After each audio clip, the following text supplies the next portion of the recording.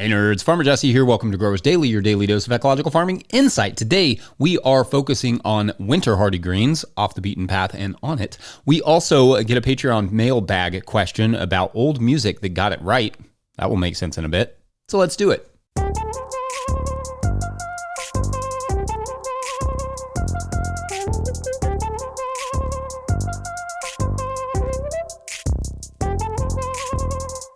All right, I hope you all are doing well and that the weather is cooperating, whatever that might look like for you. Before we dive in today, remember to show us what you all have going on at your farms and gardens. Shoot us a 20-second farm video clip by uploading it to Dropbox or Drive, and then share that with Farmer Mike at no-tillgrowers.com. Also, next month is the anniversary month of this show. It's when we started. We're looking for those theme songs again this year. Record your version of the theme song and follow that same protocol to get it to Mike.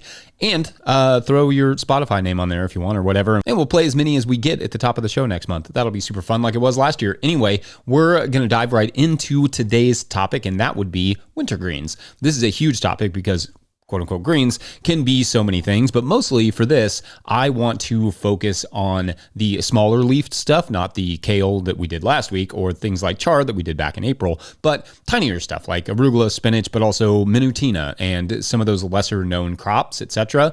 I guess the question I'm going to try and answer here is, what can I plant over the next few months that will give me lots of good eats for most of, if not all of, the winter? Or maybe if you're on a commercial scale, also provide some decent revenue. So this show will be for all the cut and come again style greens grown without, external heating, with a few exceptions, or at least one big one. First, I should say, if you are in zone 7 or lower, almost nothing, save for like maybe mosh, also called wheat, is going to do all that well uncovered out in the field. Good winter green growing takes some amount of infrastructure from pretty much zone 8 and below. That might be some hoops with some row cover in warmer climates, or a full-blown hoop house with hoops inside of it and row cover in the colder climates. Some growers can also get away with smaller cold frames, even in deeply cold regions, basically like boxes that sit on the ground with plastic or glass covering that make them act like little greenhouses and can be opened and closed and vented as needed. Having a warm covered space to grow food is an old, even pre-cheap plastic trick that growers have been using in one capacity or another for, several centuries. Apparently in ancient Greece, they would use thin plates of selenite, a thin translucent gypsum for this purpose. Like they'd build little boxes that they'd put the selenite over and it would hold the heat in, which is pretty amazing. That's how they got those early cucumbers. Smart thinking. Then it became glass, of course, and now, clear plastic and row covers and those sorts of things. Infrastructure, quote unquote, can mean small hoops in the ground over a bed with some R30 row cover or a full-blown high tunnel or whatever. But to get greens past the real cold for many of us, definitely for me here in Kentucky Zone 6B, it will require some amount of infrastructure.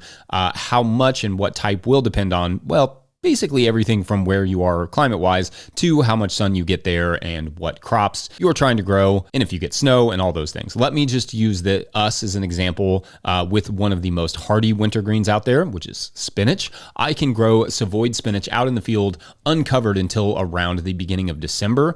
I just have to wait until it thaws to harvest it if it's out in the field uncovered. In the high tunnel, I can grow it all winter with just a little bit of covering, if any. If I want to harvest out in the field reliably up until Christmas, I have to cover the spinach and uncover it, which comes with its own issues in terms of like fabric getting frozen to the ground, but that's for another video. However, most years we can get away with sowing spinach in the field, harvesting until roughly December, and then coming back and getting a harvest or two in the spring. I also have good luck sowing spinach around Christmas in the field and getting some decent harvests in March and April, although some years that doesn't work quite as well if, for instance, icepocalypse happens, and it does. It's happened 2 years in a row. Hopefully we won't make it 3. So that's just an example of what the infrastructure side might look like in practice. When you cover something, however, like in a greenhouse, you are now playing God a little bit and need to provide something very important that you don't really have to think about much outside: ventilation and space. I've done lots of segments on infrastructure, and I may do another one soon as we head into the fall and winter here. But yeah, ventilation is absolutely key to any sort of winter infrastructure. All right, so let's just go through a handful of what works with those minimal amounts of infrastructure, and then we'll leave some of the planting and harvesting deets for the next segment. Crop-wise, in terms of giving you a lot of bang for the buck in the winter, I really like arugula, savoid spinach, mizuna and other mustards, komatsuna, and other spinachy-looking brassicas. Love those. like the little tatsois and stuff. Those are very fun. Baby lettuce and pea shoots.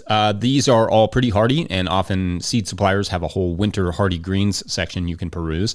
Then you have some more specialty crops like minutina, Claytonia, and mosh. Mosh is delicious, and it's arguably the most hardy of all of these. Like, you can grow it out in the field down to like zone 5B or lower, but you don't get multiple cuts off of it. It's cut once and that's it. It's really a chef favorite, but it does leave your bed empty after harvest. That said, if you want to clear bed in December or January for an early spring crop, or like a lacy facelia or something that you plant super late as a cover crop, then perhaps mosh, also called veet, and a million other things, corn salad, all sorts of things.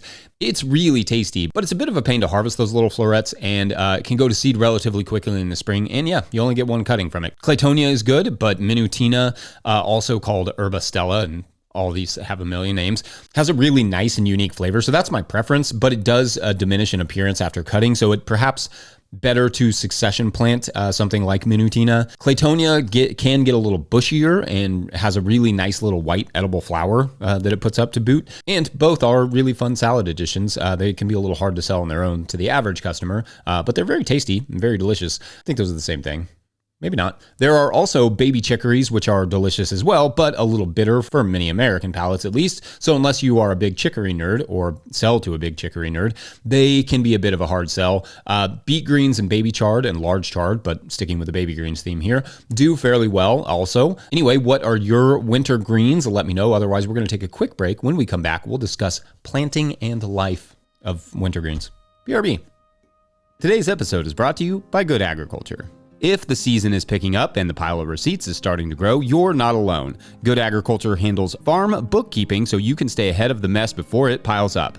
They keep your books organized each month, help you understand what's coming in and what's going out, and show you where your farm stands so you can make better business decisions throughout the season. If you're behind, they'll help get everything caught up. They also help farmers find funding and stay ahead of grant deadlines. You run the farm, they help the business. Learn more at goodagriculture.com/info. That's goodagriculture.com/info. All right, back to the show. All right, so because so many different crops constitute quote-unquote winter greens, there are a million ways to plant them. Different seeders, different spacings, different timings, etc. However, for all of the above crops, there are some things that need to be considered in order to have success that they all have in common, pretty much. The first thing is that winter weeds are a different monster from summer weeds. In particular, chickweed and purple nettle, at least for me here in Kentucky, these are prolific little buggers that would love nothing more than for you to try to directly seed some crops into the beds where they have a bunch of seeds. The challenge with these weeds is that they don't bother to germinate until the light levels start to dive and you are starting to get cold temperatures. So in effect, they wait until after you've already planted stuff for the most part. That also means a tarping before you plant won't do much of anything to them. They just survive the tarping and then wait for the soil to cool down. So there are two ways to deal with these weeds. The first is to sow early enough that the crop outruns them and basically has a little canopy over top of them, and then you try to cultivate them out. The second is to sow late enough that you can stale seed bed, get the bed ready to plant, then let the weeds germinate and kill them before actually planting. The third option is to transplant your first plantings of the greens. If you transplant, you can let the weeds think they are going to get the bed all to themselves. Then you quickly cultivate them out and transplant whatever the crop you want into that bed. That can be hard for baby greens, obviously, transplanting. But if you have the time, transplanting, usually growing, when you're doing baby greens, you're usually growing them in clumps and then planting them somewhat close together, is a good way to beat the weeds. Either way, generally speaking, you really want your winter greens in the ground about 2 to 4 weeks before your first frosts, depending on, which green you're talking about. That will give them time to grow large enough to cut them by the time the cold really sets in. That is, of course, a really arbitrary amount of time, but I usually say I want everything in the ground by mid-September in the field and by October 1st in the tunnel. I've gotten away with some October 1st plantings in the field because it was warmer those years, really. That's really the only reason. Earlier is typically better. Some other considerations are things like spacing. In the field, you can plant a little more densely than in the tunnel because of airflow. Poor airflow leads to great fungal growth. Great, that is, if you're the fungi. So, like it is with any winter production, opening and closing the tunnel, covering and uncovering the beds in the tunnel, those will be daily requisite jobs. You will literally have to do that every single day. or you'll have to automate it somehow if you're on any sort of scale. Really pay close attention to the germination needs and temperatures of each crop. Spinach and lettuce do not like it hot when germinating. Brassicas, however, are down with pretty much whatever temperature. I mean, for the most part, they actually germinate at really high temperatures. Also, tender stuff, namely brassicas really, should be covered at planting pretty much until the fall actually hits, the frosts and stuff, just to be on the safe side. And by safe side, I mean non-flea beetle-y side. As you grow, especially in the field, make sure your row cover is not touching the greens. If they get frosted, they will burn, the greens oftentimes wherever they are touching on frosty nights. Last, at harvest, don't harvest when the crops are still frozen. I usually save harvest until afternoon during the winter. In fact, one big reason we have pulled back from winter growing is that a lot of the work is afternoon and evening work because that's when stuff is thawed enough to harvest it, but also when I'd prefer to be hanging out with the, kiddos. So that's not my preference. If you cut a green while it's frozen, it won't have the same flavor and it won't store very long, if at all. So we will often harvest in the afternoon or evening, then wash and pack the next morning or next day, preferably in a warm place like the greenhouse, a great use of that space in the winter. Anyway, wintergreen thoughts, comments, questions, varieties, leave a comment or pop over there on the patreon.com/no-till-growers thread and ask a question. Otherwise, one last quick break and then we'll dive into the mailbag, Scrooge McDuck style. Be right back.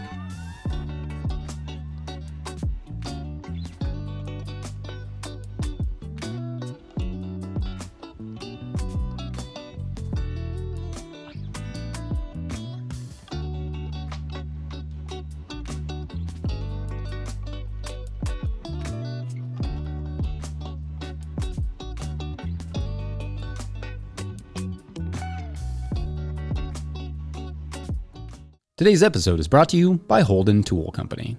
Holden Tool Company is a family-run business specializing in high-quality hand tools and small-batch manufacturing for growers of all kinds. They offer forged hoes, forks, scythes, sickles, pruning tools, orchard tools, and forestry tools featuring traditional European designs that are hard to find at ordinary garden centers. These tools are practical, durable, and made for people who typically do work by hand. Holden Tool Company provides thoughtful customer service, helping you choose the right tool for your body, crop, or task. Find them online at farmandgardentools.com and use the code NTG26 at checkout. That's farmandgardentools.com. All right, back to the show. All right, got a question you'd like to hear on the show? Hit us up over at patreon.com/no-till-growers. There is a August show thread over there that I just mentioned. We have one for every month, and I will answer it here, and you will know that you have kept this show going at the same time. You rock.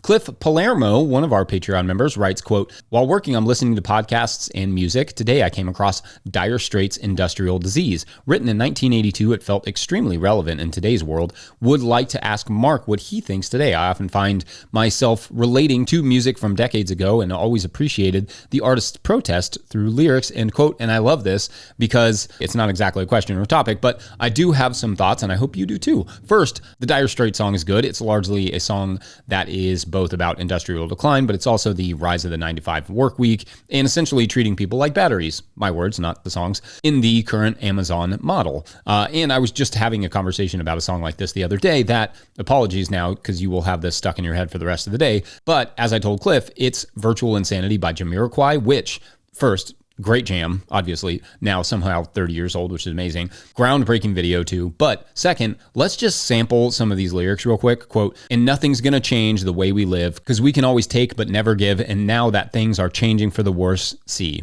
End quote. Here. Take but never give, things changing for the worse. I think he was talking about conventional agriculture and, well, everything. And another one, quote, "Futures made of virtual insanity now always seem to be governed by this love we have for useless twisting of our new technology. Oh, now there is no sound, we all live underground," end quote. I mean, yeah, useless twisting of our new technologies is pretty much how I would describe the generative AI and slop age. Living underground is how it feels right now with everyone, often myself included, staring at phones instead of talking in public. So anyway, I'm not going to go on too much about this, but I'd love to hear what songs you've run into recently that felt prescient like that, where you were like, whoa, they were way ahead of the game here. I especially like the less expected ones, perhaps like Jamiroquai, but if you want to go with something like Bob Dylan, that's fine too. Otherwise, I think let's call it a day and go on about our virtual insanity. Oh, great news. No Till Growers is a nonprofit 501c3. I didn't say the news was new.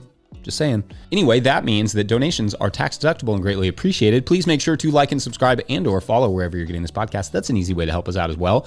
Enormous thank you to all of our show sponsors. And if you'd ever like to sponsor the show, you can reach out to Farmer Michelle at no-till-growers.com. Big thank you to Michelle. Big thank you to the No-Till Growers Board of Directors. Huge shouts to Willie Breeding for the theme music, Mike Hilbert for the production, help, and editing, and my wife Hannah for absolutely everything in the world. Also, shouts to Epidemic Sound for the background music that you can hear. I always have to emphasize you because I have no idea what it is, but Mike is good at this. He picks good songs. Anyway, pick up a hat or a copy of my book, The Living Soil Handbook, at no-tillgrowers.com to support this work. Big thank you to everyone over at patreon.com/no-tillgrowers, where at a certain level, or if you just bump up from one level to another, or you sign up in the month of August, you get a shout on the show. So big shout outs today to Molite. Not less light, Molite.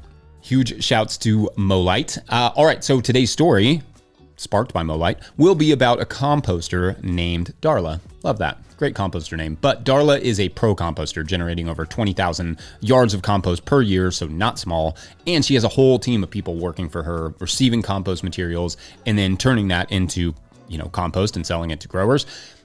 Easy stuff, really good at it. However, one day, Darla and the crew find something odd in the raw material that should not be composted. And that is for tomorrow on The Compost Queen. All right. Thanks for watching and or listening. We shall see you then. Bye.